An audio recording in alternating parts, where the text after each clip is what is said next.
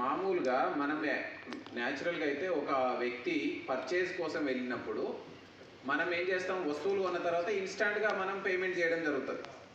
వీళ్ళు ఏం చేస్తారంటే ఇన్స్టాంట్గా పేమెంట్ చేయకుండా అక్కడ ఉన్న యూపీఐ స్కానర్ని ఫోటో క్లిక్ చేయడం జరుగుతుంది.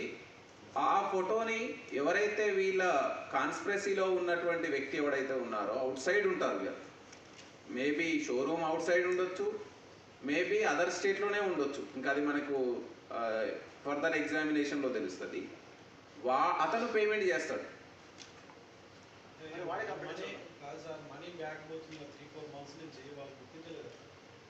అంటే ఇది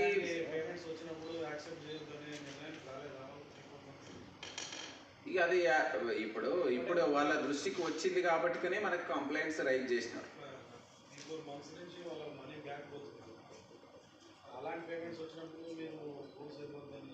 అంటే ఇప్పుడు యూపీఐ స్కానర్ మనం ఎందుకు పెట్టినాము, for the purpose of consumer facility, easy పేమెంట్కి, రియల్ టైం పేమెంట్కి అవకాశం ఉంటుందని.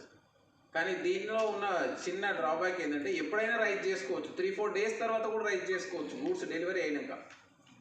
దాన్ని ఆసరాగా చేసుకునే అఫెండర్స్ ఈ విధంగా ఫ్రాడ్ చేయడం జరిగింది.